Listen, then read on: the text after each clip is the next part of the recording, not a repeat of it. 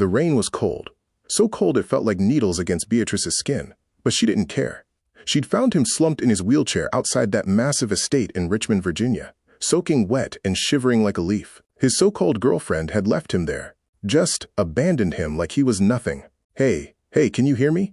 Beatrice dropped her umbrella and knelt beside the wheelchair, her scrubs already getting drenched. The man's eyes were half closed, his lips turning blue. Sir, I need you to stay with me, okay? He mumbled something in Korean, his head lolling to the side. Beatrice didn't think twice. She was a home care nurse, sure, but she wasn't scheduled to work this neighborhood today. She'd only driven through because her GPS took a wrong turn. But maybe that wrong turn was exactly right. She wheeled him toward the front door, pounding on it with her fist. Hello? Hello? Someone left this man out here. No answer. The house was dark, empty. Her stomach twisted. What kind of person does this? She checked his pulse, racing but weak, and made a decision. Her car was parked just down the driveway. Somehow she managed to get him into her back seat, folding his wheelchair and shoving it in her trunk. Her hands were shaking the whole time. At Richmond General, everything became a blur. Doctors rushing, nurses hooking him up to warming blankets and IVs. Beatrice stayed in the waiting room, her scrubs still damp, wondering why she couldn't just leave. She didn't know this man, but the image of him abandoned in the rain, it wouldn't leave her head. 3 hours later, a doctor approached her. You brought in Jun-Woo Kang. Is that his name? Beatrice stood up quickly. Is he okay? He will be, thanks to you. Another hour in that weather, and... The doctor shook his head. He has hypothermia, but we caught it in time. You saved his life. Beatrice exhaled slowly, relief flooding through her. Can I see him? The doctor hesitated. Are you family? No, but he's been asking for you. That surprised her. She followed the doctor down sterile hallways until they reached a private room. Jun-Woo was awake, propped up in bed with heated blankets piled on top of him. His black hair was still damp, falling across his forehead and his eyes. They were dark, intense, and fixed right on her the moment she walked in. You, he said, his English accented but clear. You are the one who found me. Beatrice nodded, suddenly feeling awkward. I couldn't just leave you there. Most people would have. His jaw tightened. My girlfriend did. There it was. The confirmation of what she'd suspected. Beatrice pulled a chair closer to his bed, but didn't sit. Why would she do that? Jun-Woo looked away, his hands gripping the blanket. Because I am, like this now. He gestured vaguely at his legs. Paralyzed. Useless to her. You're not useless. The words came out sharper than Beatrice intended. Nobody's useless. He studied her for a long moment, something unreadable crossing his face. What is your name? Beatrice. Beatrice Nkosi. I'm from Lesotho, but I've been living in the States for 5 years now. Lesotho. He repeated the word carefully, like he was tasting it. I do not know much about it. Most people don't. She finally sat down, tucking her wet hair behind her ears. It's a small country, landlocked by South Africa. Beautiful mountains, though. Really beautiful. You miss it? Sometimes, yeah. But I came here to make a better life, you know? Became a nurse, got my certifications. She trailed off, realizing she was rambling. Sorry, you probably don't want my whole life story right now. I do not mind. Jun-Woo's expression softened slightly. It is nice to talk to someone who does not look at me with pity. Beatrice understood that. She'd seen it in her work, the way people treated those with disabilities like they were fragile or broken.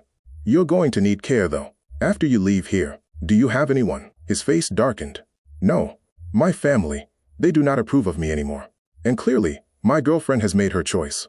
What about friends? Friends in my line of work are rare. He said it carefully, and Beatrice caught something in his tone. Something dangerous. What?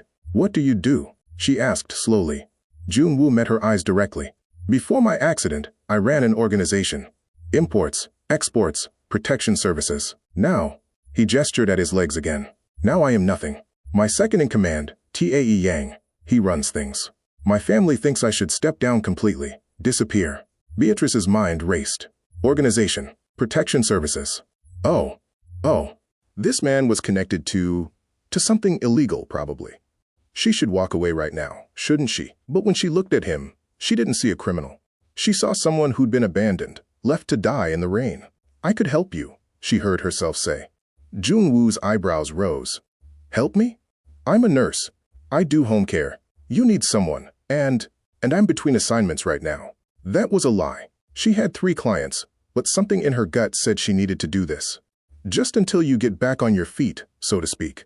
A ghost of a smile crossed his face. That is a terrible joke. Sorry, but she smiled too. I'm serious though. You need help and I can give it. You do not know me. I could be dangerous. Are you? She challenged. He considered this. Not to you. Not to someone who saved my life. Then we have a deal? Beatrice extended her hand. Junwoo stared at it for a moment before reaching out and shaking it. His grip was firm, warm, now that the hypothermia was being treated. Deal. But Beatrice, my world is complicated. Dark, sometimes. If you do this, things might get difficult. I've handled difficult before. She had no idea how wrong she was. 2 days later, Beatrice moved into the Richmond estate. It was massive, way bigger than anywhere she'd ever lived. 15 bedrooms, marble floors, a kitchen that looked like something from a cooking show. But it felt empty, cold, like nobody had actually lived there in a long time. Junwoo's room was on the ground floor, modified with ramps and special equipment. She helped him settle back in, checking his vitals, making sure his medications were organized. Your girlfriend, Beatrice said carefully as she adjusted his pillows. Did she take her things? Yes. Everything, like she was never here. His voice was flat, emotionless, but Beatrice saw his hands clench. I'm sorry. Do not be. Yuna showed me who she truly was. That is, valuable information. Beatrice wanted to ask more, but the sound of the front door opening stopped her. Heavy footsteps echoed through the house, and a man appeared in the doorway. He was tall, built like he spent half his life in a gym, with sharp features and cold eyes. He looked at Beatrice like she was an insect. Who is this? He asked Junwoo in Korean. Junwoo answered in English, probably for Beatrice's benefit. This is Beatrice, my new caregiver. Beatrice, this is Tae Yang, my second in command. Tae Yang's lip curled. You hired a nurse? Junwoo, we discussed this. You need to step back from the business completely, not bring strangers into your home. She is not a stranger. She saved my life. She is a liability. Tae Yang switched to English, his accent heavier than Junwoo's. You cannot trust outsiders, especially not now, when Yuna has already. Yuna is gone. Junwoo cut him off sharply. And I make my own decisions about my home. The tension in the room was thick enough to cut. Beatrice stood there awkwardly, wondering if she should leave, but Junwoo's eyes found hers, and something in them said stay. Tae Yang noticed. His expression darkened. Fine, but when this backfires, do not say I did not warn you. He turned and left, his footsteps angry against the marble. He seems nice, Beatrice said sarcastically once he was gone. Junwoo exhaled slowly. Tae Yang has been with me for 10 years. He is loyal, but he sees threats everywhere. Do not take it personally. I won't. But privately, Beatrice thought Tae Yang was going to be a problem. She was right. Over the next week, Beatrice settled into a routine. Morning exercises to keep Junwoo's upper body strong. Physical therapy sessions that left him exhausted and sometimes frustrated. Meals together in that huge kitchen where she taught him about Lesotho food, trying to recreate her mother's recipes with what she could find in Richmond grocery stores. This is Papa, she explained one evening, stirring maize porridge on the stove. It's like comfort food. We eat it with everything back home. Junwoo watched from his wheelchair, genuinely interested. What do you miss most? About Lesotho? Beatrice thought about it. The sky, maybe. It's so big there, especially in the mountains. You can see every star. Here in the city, there's too much light pollution. I would like to see that someday. The stars like that. Maybe you will. She served the papa with a simple vegetable stew, nothing fancy, but Junwoo ate it like it was a 5-star meal. This is good, he said, surprised. Really good. Don't sound so shocked. She laughed, and for the first time since they'd met, she saw him really smile. Not a ghost of one, but a full, genuine smile that reached his eyes. The moment felt important somehow. Significant.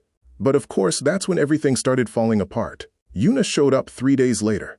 Beatrice was in the garden with Junwoo, reading to him from a book about Korean history that he'd requested. He liked hearing about his own culture from an outsider's perspective, he'd said.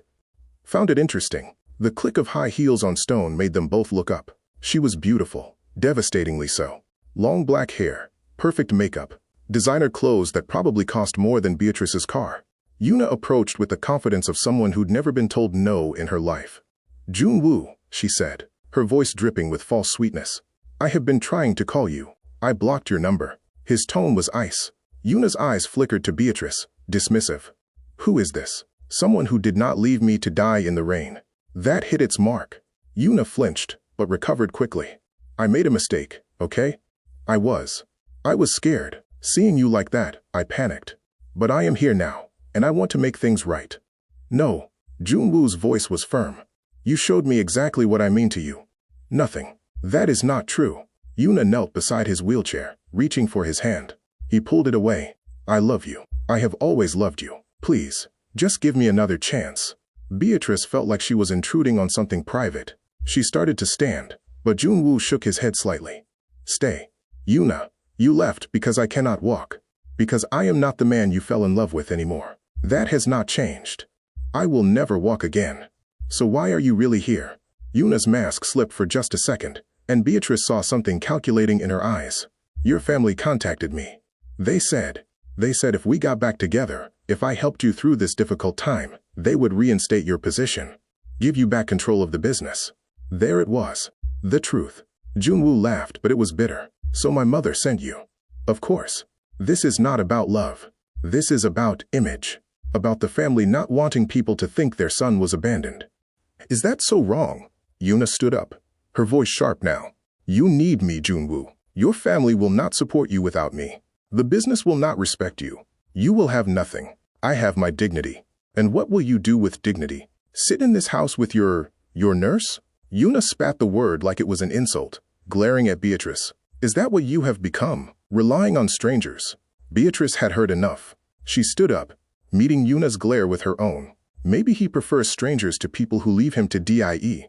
Yuna's face twisted with rage. You have no idea what you are talking about. This is family business, not... Enough. Junwoo's voice cut through the argument like a knife. Yuna, leave. Now. Do not come back. Tell my mother. Tell her I do not need her approval or her games. I will live my life on my terms. For a moment, Beatrice thought Yuna might argue more. But something in Junwoo's expression must have convinced her she'd lost. She turned on her heel and stalked away, heels clicking angrily. Silence fell over the garden. I am sorry you had to see that, Junwoo said finally. Don't be. I'm glad I was here. Beatrice sat back down. Your family, they really contacted her? My mother is traditional. She believes appearance is everything. A son in a wheelchair with no wife, no prospects. It reflects badly on the family name.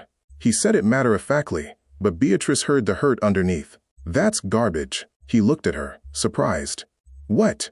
It's garbage. You're not less than anyone just because you can't walk. Your family should support you, not try to manipulate you through your ex. Junwoo was quiet for a long moment. Then he reached out and took her hand, squeezing it gently. Thank you. For saying that. For being here. Beatrice's heart did something funny in her chest. His hand was warm in hers, and the way he looked at her, it made her feel things she probably shouldn't feel for a client. But maybe Junwoo wasn't just a client anymore. That night, Beatrice couldn't sleep. She kept thinking about the way Junwoo had defended her to Yuna, the way his hand felt in hers. This was getting complicated, wasn't it? She was supposed to be his nurse, nothing more. But somewhere along the way, lines had blurred. She got up and wandered downstairs, thinking she'd make some tea. But when she passed Junwoo's room, she heard voices, raised voices. Cannot keep doing this. That was Tae Yang. Your family is furious. Yuna told them everything about this. This nurse you have hired. They think you are making foolish decisions. Then they can think what they want. Junwoo sounded tired. Junwoo, be reasonable. Without family support, without Yuna playing the devoted girlfriend, the business will collapse. People already question your leadership because of your condition. If they think you are unstable, if they think you have abandoned tradition completely. I do not care. You should care. Tae Yang's voice rose. Everything we built, everything your father left you, it will all disappear. And for what? For some woman you met a few weeks ago. Beatrice froze. She shouldn't be listening to this. Beatrice is not some woman. She is. Junwoo paused. She is the only person who has treated me like I am still human. Not broken, not pitiful. Just human. That is because she does not understand our world. She is an outsider. She will leave eventually, just like Yuna did, and you will be left with nothing. Then I will have nothing, but at least I will have my self-respect. Footsteps approached the door. Beatrice quickly ducked into the nearby bathroom, heart pounding. Tae Yang stormed past, muttering angry Korean under his breath. She waited until she heard the front door slam before emerging. Jian-Woo's door was still open. She could see him in his wheelchair, silhouetted by moonlight, staring out the window. "I know you are there," he said without turning around. Beatrice stepped into the doorway. "Sorry. I heard voices, and I'm sorry. You heard everything?" "Most of it, yeah." He finally looked at her. "And? Do you think Tae Yang is right? That I am being foolish?" Beatrice crossed the room and knelt beside his wheelchair so they were at eye level. "I think you're being brave. Standing up to your family, to your ex, to everyone who thinks they know what's best for you. That takes guts. Or stupidity. Maybe both." She smiled slightly. "But I'd rather be brave and stupid than spend my whole life being miserable and respectable." Jun-Woo reached out and touched her face, his fingers gentle against her cheek. The gesture was so tender, so unexpected, that Beatrice's breath caught. "You are remarkable, Beatrice Nkosi. Do you know that? I'm just me." "Exactly." His thumb traced along her cheekbone. "Just you is more than enough." The moment stretched between them, charged with something neither of them had words for. Then Jun-Woo leaned forward and pressed his lips to her forehead. Soft, reverent, lasting. When he pulled back, his eyes were shining. "Thank you," he whispered. "For everything." Beatrice's heart was racing. This was crossing lines, definitely crossing lines. But she didn't care. She took his hand and pressed a kiss to his knuckles. "You're welcome. For everything." They stayed like that for a while, holding hands in the moonlight, both knowing that something had fundamentally shifted between them. The next morning brought a new crisis. Someone had broken into the estate's security system overnight. Jun-Woo discovered it when his laptop started sending strange alerts, files being accessed remotely. By the time Beatrice came downstairs, he was on the phone with his tech specialist, speaking rapid Korean. "What's wrong?" she asked once he hung up. "Someone is trying to access my business records. Financial information, contacts, everything." His jaw was tight. "This is not random. Someone from the inside is making a move." "Tae Yang?" "No. Tae Yang is loyal, even if we disagree. This is..." He trailed off, then his eyes widened. "My cousin. Dong Minimum. He has been wanting control for years. With my family already questioning my leadership, this would be the perfect time. What can we do?" Jun-Woo looked at her, surprised. "We? You think I'm going to sit around while someone tries to destroy everything you've built?" Beatrice crossed her arms. "Not happening. So what's the plan?" A slow smile spread across his face. "The plan is, we fight back, but it will be dangerous. Dong Min does not play fair. Neither do I, when someone I care about is threatened." The words hung in the air. Someone I care about. Beatrice hadn't meant to say it quite so plainly, but there it was. The truth. Jun-Woo wheeled closer and took her hand. "You care about me?" Yeah, I do." She met his eyes. "Is that a problem?" "No, it is.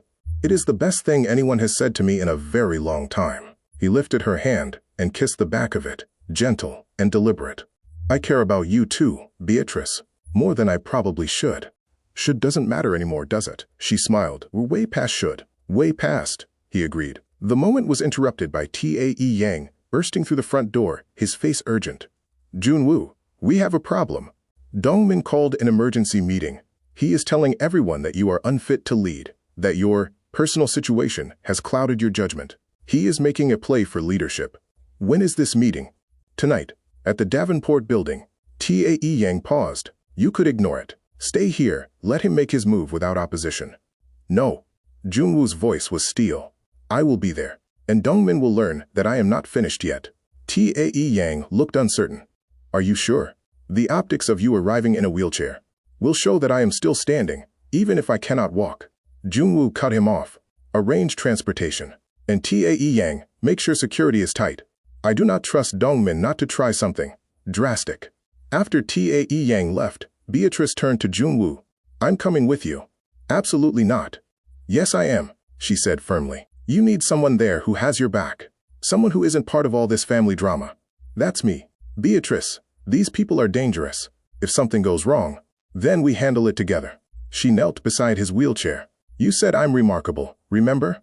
So trust me." He studied her face for a long moment, then sighed. "You are stubborn. I prefer determined." "Fine. But you stay close to me.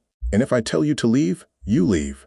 Understood?" "Understood." The Davenport building was in downtown Richmond, all glass and steel and money. Beatrice had never been anywhere like it. They rode up in a private elevator. Tae Yang, flanking them, along with 2 other security guards, Beatrice didn't recognize. She wore the nicest dress she owned, a simple, navy blue thing that suddenly felt inadequate. "You look beautiful," Junwoo said quietly, as if reading her thoughts. "I look like I raided a department store clearance rack. You look like yourself. That is beautiful." Okay, her heart was definitely doing weird things now. The elevator opened into a massive conference room. 20 people were already seated around a long table, all dressed in expensive suits, all turning to stare, as Junwoo wheeled in. Beatrice felt their eyes on her, judging, dismissing. She lifted her chin and stayed close to Junwoo's side. At the head of the table sat a man who could only be Dong Minimum. He had Junwoo's sharp features, but none of his warmth. His eyes were cold, calculating, and fixed on his cousin with barely concealed contempt. "Junwoo," Dongmin said, his English perfect and cutting. "How unexpected. I did not think you would attend." Clearly, Junwoo wheeled to an empty spot at the table, Beatrice standing behind him.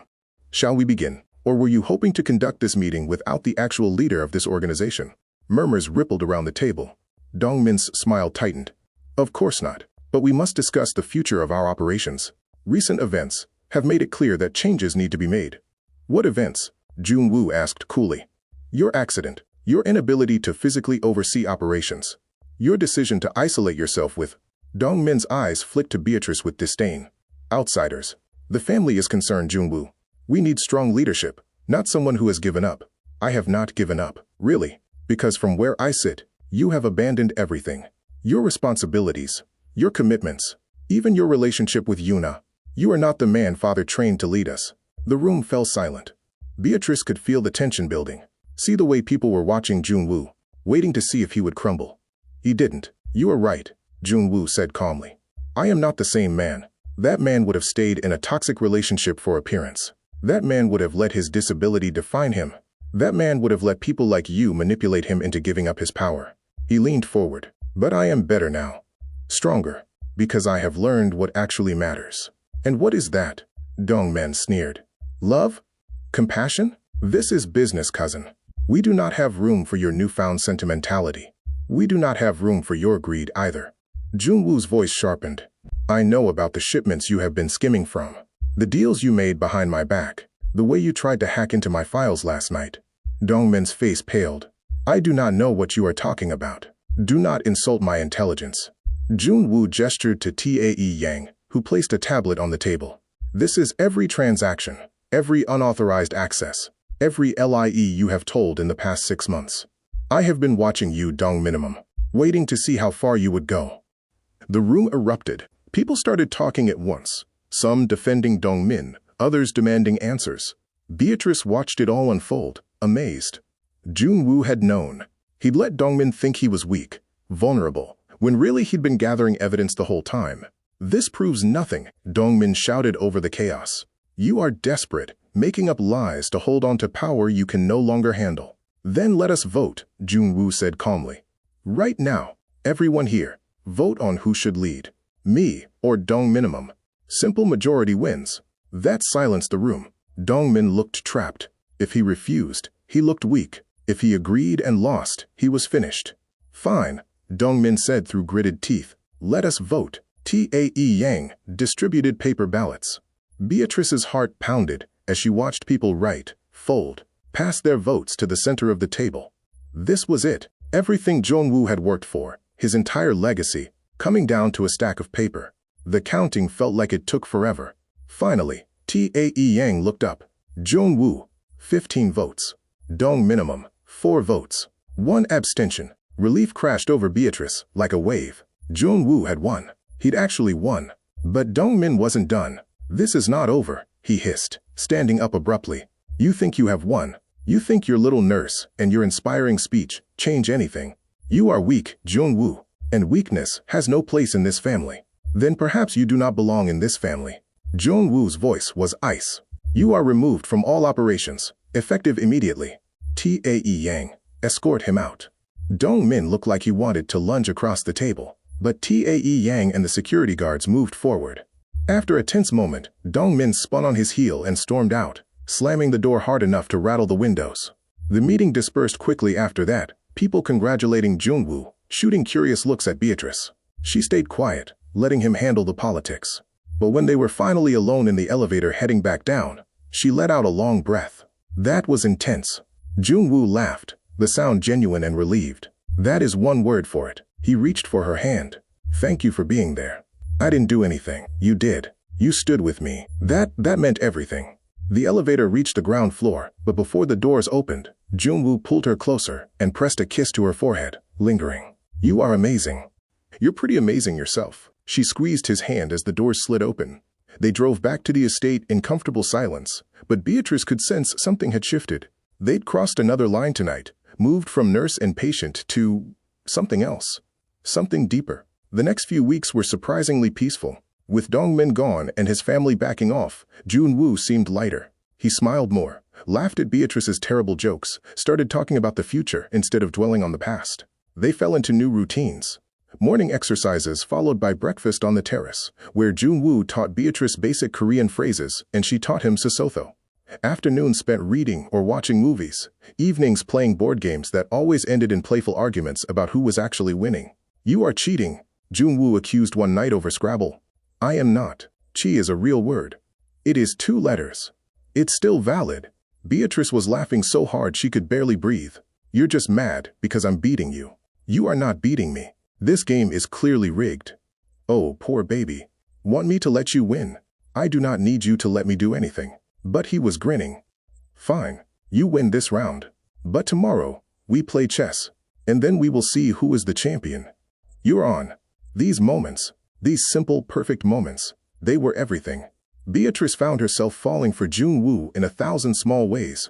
The way he listened when she talked about her family back in Lesotho. The way he remembered that she liked her tea with honey, not sugar. The way he looked at her sometimes, like she was something precious. But not everything was perfect. Yuna started calling again, not Jun-woo's phone, but the house line. Beatrice would answer and hear her voice, sweet and poisonous. Let me talk to him. Just for a minute. I miss him. He doesn't want to talk to you, Beatrice would say, keeping her voice steady. You think you know him? You have been there, what, a few months? I was with Jun-woo for 3 years. You are just a phase, a rebellion. He will realize that eventually. It shouldn't get under her skin. But it did, a little bit. Because what if Yuna was right? What if this was temporary? Just Jun-woo acting out against his family's expectations? What if he woke up one day and realized he'd made a mistake? She called again, didn't she? Jun-woo asked one evening, finding Beatrice in the kitchen staring blankly at the stove. How did you know? You get this look. Distant. He wheeled closer. What did she say? Nothing important. Beatrice. She sighed. She said I was a phase. That you'd realize that eventually. Jun-woo was quiet for a moment. Then he reached out and pulled her down onto his lap, or as close as his wheelchair allowed. His arms wrapped around her waist, holding her secure. Look at me. Beatrice did, her eyes meeting his. You are not a phase, he said firmly. You are not a rebellion or a mistake. You are the best thing that has happened to me in longer than I can remember. And whatever this is between us, it is real. Do you understand? Yeah, she whispered. I understand. He kissed her forehead, then her cheek, soft and sweet. Good, because I am not letting you go. Not for Yuna, not for my family, not for anyone. Beatrice buried her face in his neck, breathing in the scent of his cologne. Promise, promise. But promises, Beatrice was learning, were fragile things. A week later, everything changed. Beatrice was grocery shopping in downtown Richmond when she got the call. Unknown number. She almost didn't answer, but something made her pick up. Hello? Beatrice and Kosi? A woman's voice, crisp and businesslike. Yes? Who is this? My name is Jisoo Kang. I am Jun-woo's mother. I think it is time we met. Beatrice's stomach dropped. Okay. When? Now. I am at the estate. The line went dead. Beatrice abandoned her shopping cart and drove back like a woman possessed, her mind racing. Jun-woo's mother was at the house. The woman who'd sent Yuna to manipulate him, who'd pressured him to give up control of his business. This was not going to be good. She found them in the living room. Jun-woo looked tense, his jaw set, while an elegant Korean woman in her 50s sat across from him, perched on the edge of the sofa like she owned the place. Which, technically, she probably did. Ah, Jisoo said when Beatrice entered. You must be the nurse. I'm Beatrice. Yes. Jisoo's eyes swept over her, assessing and cold. I see. Please, sit. It felt less like an invitation and more like a command. Beatrice sat next to Junwoo's wheelchair, close enough that their hands could touch if they wanted. Mother was just explaining why she came, Junwoo said, his voice tight. Without calling first. Without permission. I do not need permission to visit my son. Jisoo's English was flawless, her accent minimal, especially when I hear he is making questionable decisions. Here we go, Junwoo muttered. You have removed Dongmin from the business, cut ties with Yuna, hired this person. She gestured vaguely at Beatrice. Do you have any idea how this looks? What people are saying? I do not care what people say. You should care. You are a Kang. We have a reputation to uphold. And instead you are... Jisoo's lips pursed. You are embarrassing the family. I am living my life. You are being selfish. Jisoo stood up, pacing. Everything your father built, everything we sacrificed to give you this position, you are throwing it away. And for what? For her. She looked at Beatrice with undisguised disdain. She is not even Korean. She does not understand our culture, our ways. She is. Enough. Junwoo's voice cracked like a whip. You will not speak about Beatrice that way. Not in my home. Jisoo's eyes widened, shocked. Junwoo. I mean it, mother. You can disapprove of my choices. You can lecture me about responsibility and reputation. But you will not insult the woman I love. Silence. Absolute, crushing silence. The woman I love. Beatrice's heart stopped. Did he really just say that? Jisoo recovered first. Love, she said, her voice dripping with scorn. You think this is love? Junwoo, you are confused. Vulnerable. She is taking advantage of. She saved my life, Junwoo interrupted. When Yuna left me to die, when you sent her back to play pretend girlfriend, Beatrice was there. She has been there, every single day, not because of money, or status, or family obligation, but because she cares. That is more than I can say for anyone else in this family. Jisoo looked like she'd been slapped. How dare you? I dare because it is true. Junwoo wheeled forward, his eyes blazing. You want me to be the son you imagined. The one who walks, who marries the right woman, who never questions your authority. But that son does not exist anymore. I am this person now. Take it or leave it. If I leave it, you will have nothing, Jisoo said coldly. No family support. No financial backing. The business will crumble without the Kang name behind it. Then it crumbles. I would rather have nothing and be happy than have everything and be miserable. Mother and son stared at each other, years of tension and unspoken resentment crackling between them. Finally, Jisoo grabbed her purse and headed for the door. You are making a mistake, she said without turning around. When you realize that, do not come crawling back. The door slammed. The sound echoed through the house like a gunshot. Beatrice found her voice finally. Junwoo. He turned to her, his expression softening. I am sorry. I should not have said all of that in front of you. Are you kidding? That was incredible. She knelt beside his wheelchair. You stood up to her, really stood up to her. I have wanted to for years, he admitted. But now I actually have a reason to. What reason? He took her face in his hands, his thumbs brushing her cheeks. You, Beatrice, what I said before, about loving you. I meant it. I know this is complicated. I know we have only known each other for a few months, but I love you. Tears welled up in Beatrice's eyes.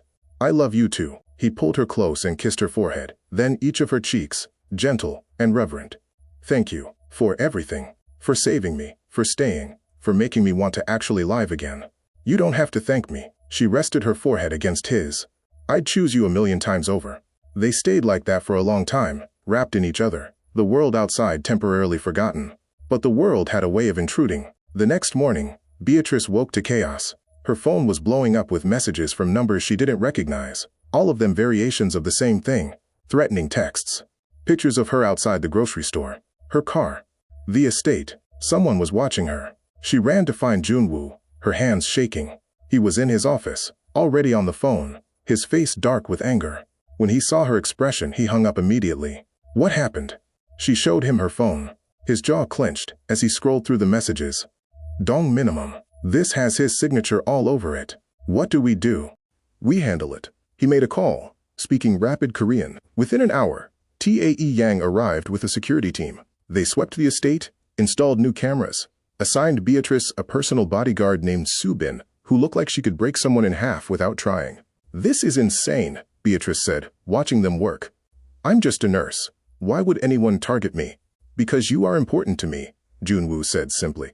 That makes you a target. Dongmin knows he cannot get to me directly, so he goes after what I care about. This is because I'm here, isn't it? If I left. No. Junwoo grabbed her hand.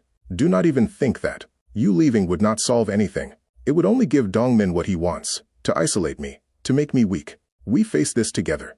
Beatrice wanted to argue, but the determination in his eyes stopped her. Okay. Together. The threats continued for days. Anonymous calls. More pictures. Once, someone left a package on the doorstep. Inside was a dead bird with a note that said, "Fly away while you still can." That's disgusting, Beatrice said, dropping it like it burned her. Junwoo was already dialing. "Tae Yang, I want Dongmin found. Now. This ends today." But finding Dongmin proved harder than expected. He'd gone underground, cutting ties with known associates, disappearing into the city. Meanwhile, the harassment escalated. Someone slashed Beatrice's tires, broke into her apartment, the one she'd kept even after moving into the estate, and trashed it. "This is getting out of hand," Tae Yang said during an emergency meeting. "Dongmin is not working alone. He has resources, people who are loyal to him." "Then we cut off his resources," Junwoo said coldly. "Every business front he uses, every account he has access to, shut it down. Make it so expensive to come after us that he gives up. That could take weeks. Then we have weeks." Beatrice watched Junwoo shift into this other mode. The leader, the strategist, the man who'd built an empire despite his family's doubts. It was intimidating and impressive, and a little bit scary. "I wish I could help more," she said later that night, feeling useless. "You help by being here, by not giving up on me." Junwoo pulled her onto his lap in the wheelchair, holding her close. "That is more valuable than you know. I just feel like I'm putting you in danger." "Beatrice, I was in danger long before you came along. My family, the business, all of it.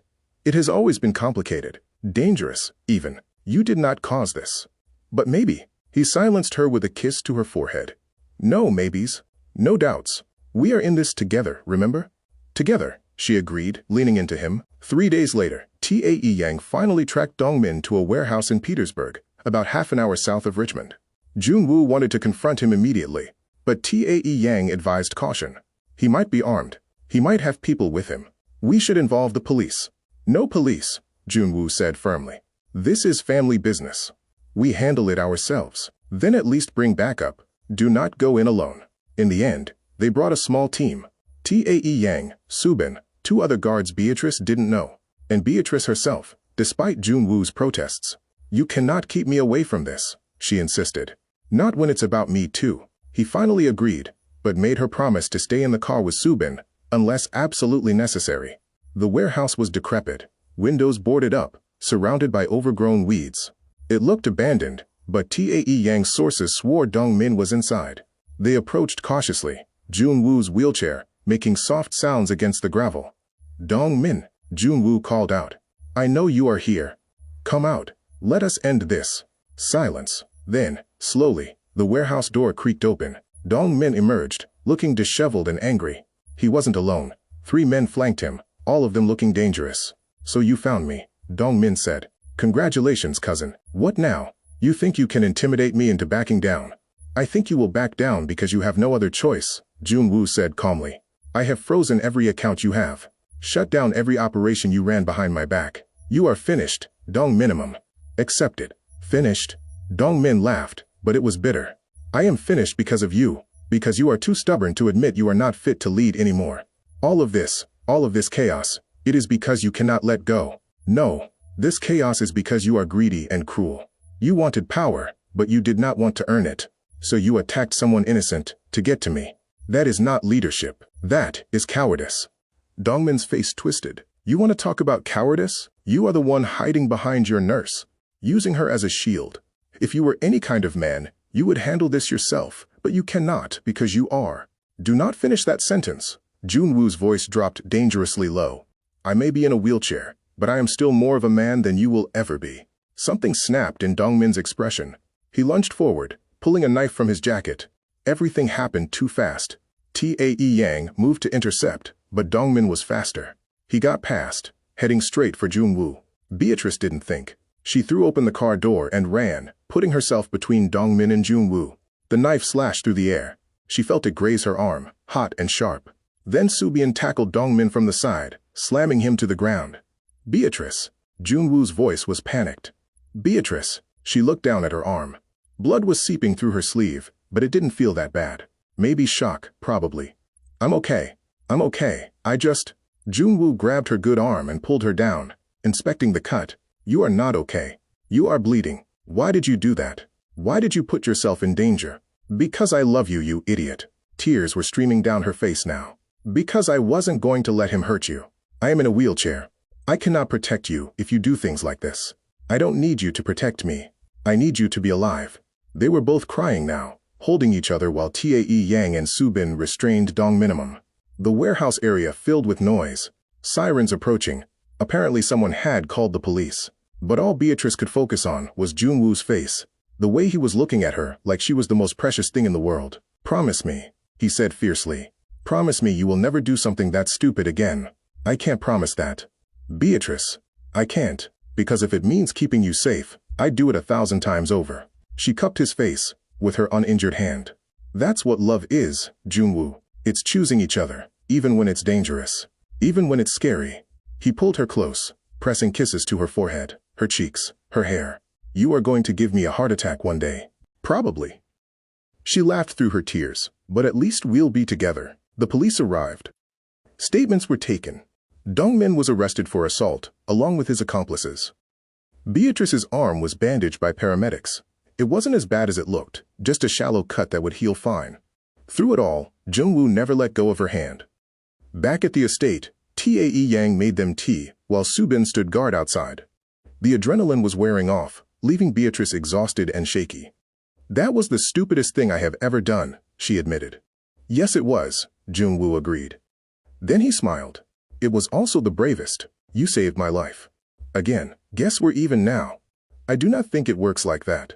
He set down his tea and took both her hands. Beatrice, I need to ask you something. Her heart jumped. Okay? Will you stay? Not just as my nurse, not just temporarily, but permanently.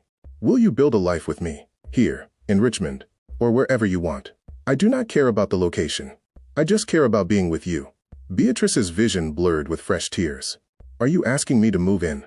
Like, officially? I am asking you to be my partner. In everything. Business, life, all of it. I know it is fast. I know we have only known each other a few months, but when you almost got stabbed protecting me, I realized I cannot waste any more time. Life is too short, too uncertain. I want to spend whatever time I have with you. Yes, Beatrice whispered. Yes, of course, yes. Junwoo exhaled in relief, then laughed. I was so worried you would say no. Are you kidding? You're stuck with me now. No takebacks. He pulled her down for a forehead kiss that lingered, sweet and full of promise. No takebacks, he agreed. The next few weeks were a whirlwind. Beatrice officially moved into the estate, bringing her meager possessions and setting up in the bedroom next to Junwoo's, though she spent most nights curled up in his bed anyway, talking until dawn about everything and nothing. They started making plans, big plans. Junwoo wanted to expand the legitimate side of his business, phase out the gray area operations. Beatrice wanted to open a free clinic for underserved communities, using her nursing skills to give back. We could do both, Junwoo suggested one morning over breakfast. Use my resources to fund your clinic. Make something good out of everything that has happened. You do that? Of course. Your dreams are my dreams now. They were happy, really, genuinely happy. But of course, the universe wasn't done testing them yet. Jisoo came back. She showed up unannounced, again. But this time, her expression was different. Softer, maybe, or at least less hostile. I need to speak with both of you, she said without preamble. They gathered in the living room, the same spot as last time. Beatrice braced for another fight, but Jisoo surprised her. I owe you an apology, Jisoo said, looking directly at Beatrice. Both of you. I was wrong. About many things. Junwoo's eyebrows rose. Mother, are you feeling well? Do not be sarcastic. But there was a hint of a smile. I am serious. After our last conversation, I did a lot of thinking. About your father, about the choices we made, about what we put on you. She paused. Your father. He would have been proud of you, Junwoo. Not for running the business, but for standing up for what you believe in. For choosing love over obligation. I find that hard to believe, Junwoo said quietly. I know, and that is my fault. I let his death. I let my grief become your burden. I pushed you to be perfect, to uphold impossible standards, because I thought that was what he would have wanted. But I was wrong. He would have wanted you to be happy. Beatrice reached for Junwoo's hand. He squeezed back, hard. Jisoo turned to Beatrice. You saved my son. Twice now. That is not something I can ignore or dismiss. And the way he looks at you. Her voice cracked slightly. He has never looked at anyone like that. Not even Yuna. So perhaps I was wrong about you as well. Thank you, Beatrice managed. That means a lot. I am not saying this will be easy, Jisoo continued. The family will still have opinions. There will be challenges. But if you are serious about building a life together, I want to support that. I want to be part of it. Junwoo looked stunned. You mean that? I do. On one condition. Of course there is a condition, Junwoo muttered. I want to get to know Beatrice properly. Not as the nurse, not as the woman who disrupted our plans, but as the person you love. Can we do that? Beatrice glanced at Junwoo, who nodded slightly. Yeah, she said. We can do that. What followed was awkward at first. Jisoo invited them to family dinners, introduced Beatrice to relatives who ranged from welcoming to coldly polite. But slowly, gradually, things improved. Jisoo started asking Beatrice about Lesotho, about her family, about her nursing career. Real questions, not judgmental ones. One evening, Jisoo even attempted to make papa after Beatrice mentioned missing it. The result was not great, honestly, but the effort mattered. This tastes like concrete, Junwoo said, trying not to laugh. I tried, Jisoo said defensively, but she was smiling too. It's the thought that counts, Beatrice said diplomatically, though she definitely wasn't going to eat more than one bite. Moments like that, they made everything feel possible. Like maybe they really could build a life together, bridge the gap between their different worlds. But then Yuna resurfaced one last time. She cornered Beatrice outside the clinic Junwoo had helped her open, 6 months after Dongmin's arrest. Beatrice was locking up for the night when Yuna stepped out of the shadows. We need to talk, Yuna said. Beatrice's first instinct was to call Subin, who was waiting in the car. But something about Yuna's expression stopped her. She looked defeated, broken, almost. 5 minutes, Beatrice said. Then I'm leaving, Yuna nodded. I came to apologize. For everything. For leaving him in the rain. For trying to manipulate him. For being cruel to you. All of it. Beatrice crossed her arms. Okay. Why now? Because I have been watching you two. Not in a creepy way, she added quickly. Just around town. I saw you at the grocery store last week, laughing over which cereal to buy. I saw Junwoo waiting outside this clinic, watching you through the window with this look on his face. And I realized something. What? He never looked at me like that. Not once in 3 years. I thought we were in love, but really, I loved what he represented. The status, the money, the power. I never loved him. Yuna's voice broke. But you do. You actually love him. And he loves you. That is rare. Special. Beatrice didn't know what to say. So I am apologizing, Yuna continued. And I am asking you to take care of him, really take care of him, because he deserves someone who sees him, not just what he can provide. I will, Beatrice said quietly. I promise, Yuna nodded, tears streaming down her face. Thank you.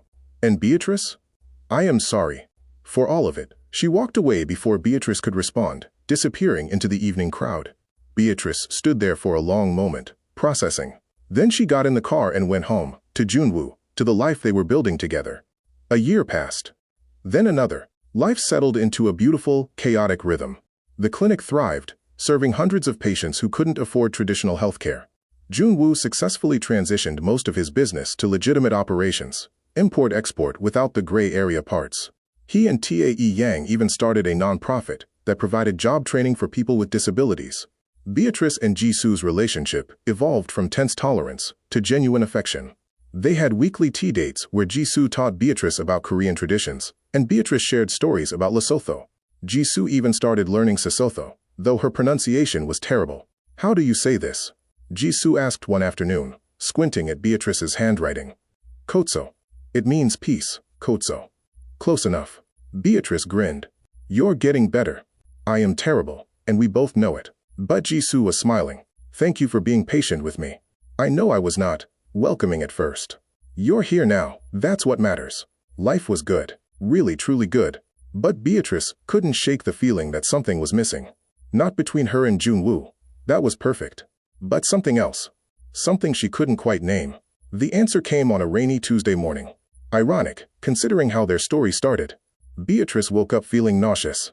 Then dizzy. Then nauseous again. She barely made it to the bathroom before throwing up. Beatrice. Junwoo's voice came from the bedroom. Are you okay? Yeah, I think I have a stomach bug or something. But the nausea continued for days. Finally, Subin, who'd become more friend than bodyguard over the years, pulled Beatrice aside. Have you considered you might be pregnant? Subin asked bluntly. Beatrice blinked. No. We're careful. We always. Birth control is not perfect. Oh my God. Beatrice sat down hard. Oh my God. She bought 3 tests. All positive. Pregnant. She was pregnant. Beatrice spent an entire day processing, terrified and excited and confused all at once. How would Junwoo react? They'd never really talked about kids. The business, the clinic, everything else. Children had never come up. She finally told him that evening in the garden, where they'd had so many important conversations. The sun was setting, painting the sky orange and pink. I need to tell you something. Beatrice started, her heart pounding. Junwoo looked up from his book. That sounds ominous. It's not bad. At least, I don't think it's bad. But it's big. Beatrice, you are scaring me. She took a deep breath. I'm pregnant. Silence. Complete, absolute silence. Junwoo stared at her, his book forgotten in his lap. We are. He couldn't seem to finish the sentence. Yeah, we are going to have a baby. More silence. Then, slowly, a smile spread across Junwoo's face. Not a small smile, a huge one, the kind that lit up his whole face. We are going to have a baby. You're happy. Relief flooded through her. Happy? I am. He grabbed her hands, pulling her down to his level. I am terrified, and excited, and completely overwhelmed. But yes, Beatrice, I am happy. So happy. She laughed, tears streaming down her face. I was so worried you'd freak out. Oh, I am freaking out. But in a good way. He kissed her forehead, then both her cheeks. A baby. Our baby.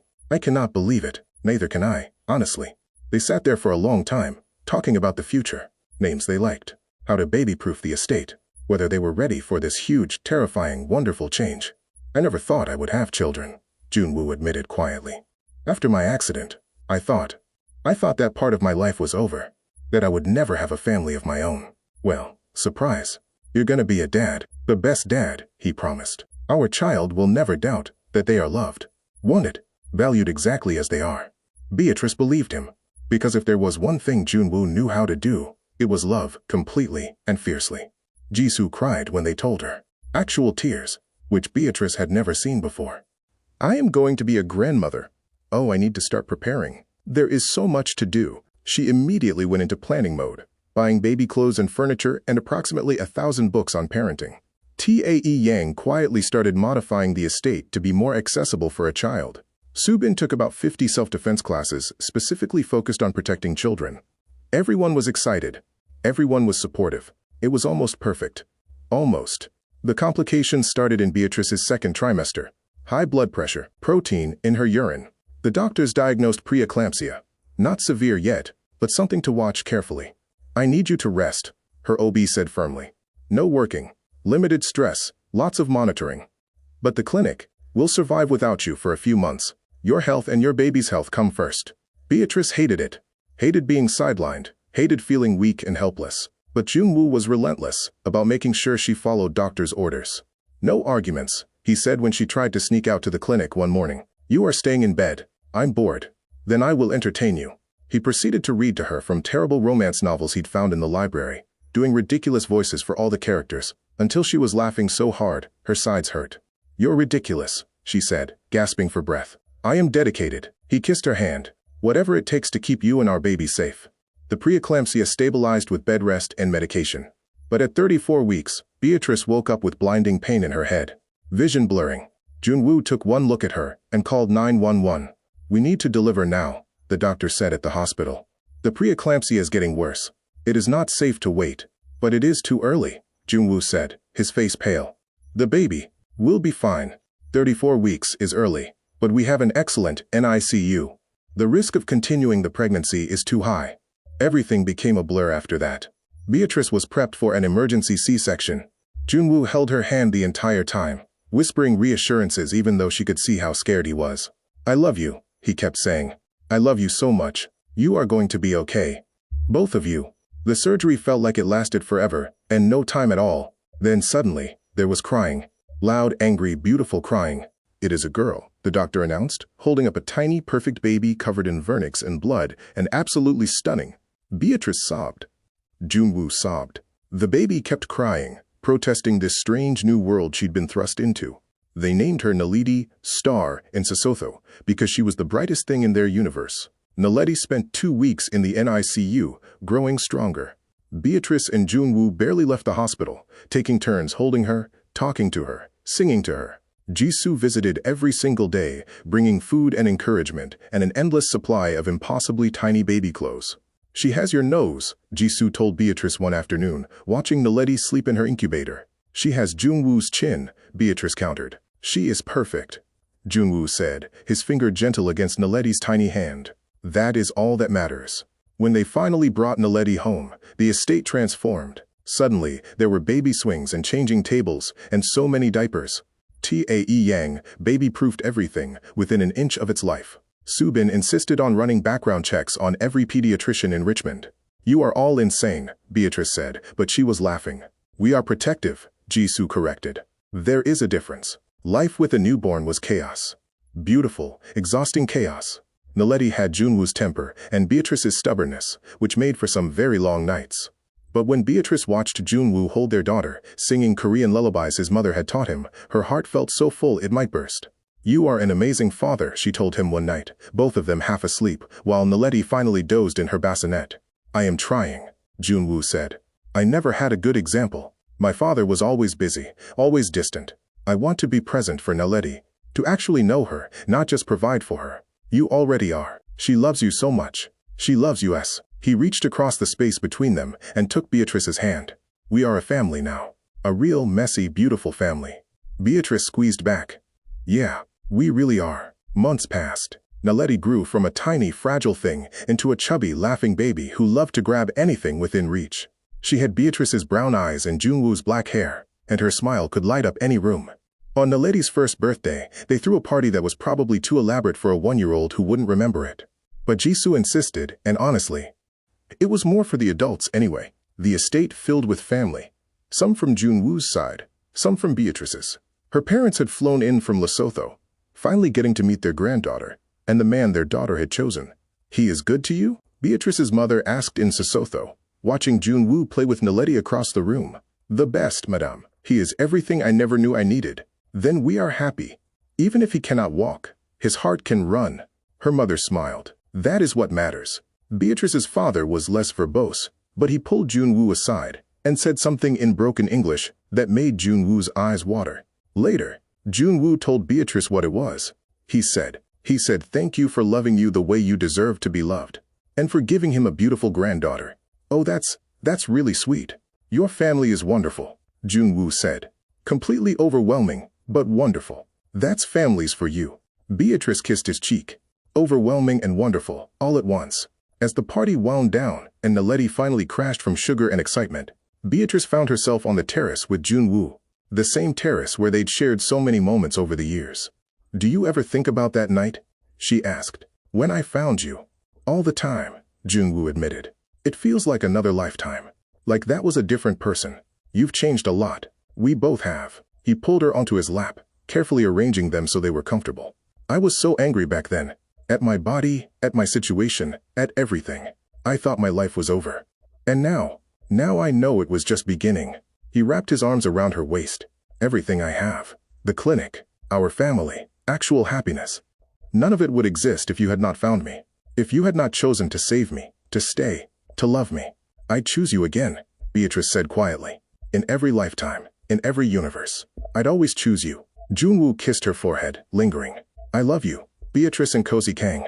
She'd taken his name 6 months ago, a small courthouse ceremony, with just close friends and family. Nothing fancy, but it was theirs. "I love you too, Junwoo Kang, forever." They sat there as the sun set, wrapped in each other, listening to the sounds of their family inside. Naledi's laughter. Jisoo's gentle scolding as Tae Yang tried to sneak the baby more cake. Subin arguing with Beatrice's father about the best way to install a baby gate. It was chaos. It was messy. It was absolutely perfect. 2 years later, Beatrice stood in the same garden where Junwoo had first kissed her forehead. Naledi was 3 now, running around with a toy airplane and narrating an elaborate story about flying to the moon. Beatrice was pregnant again, Only 12 weeks.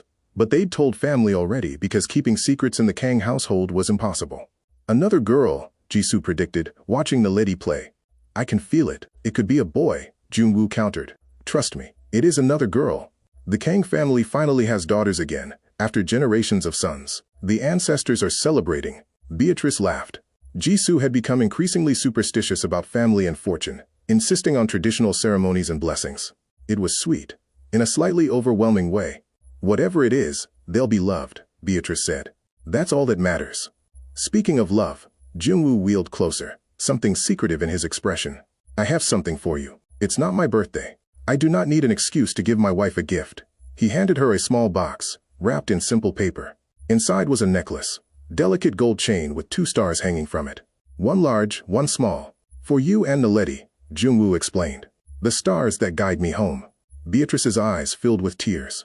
Junwoo, there is room for a 3rd star, he added, touching her still flat belly. When the time comes, she couldn't speak. Instead, she kissed him, on the forehead, on each cheek, soft and full of everything words couldn't capture.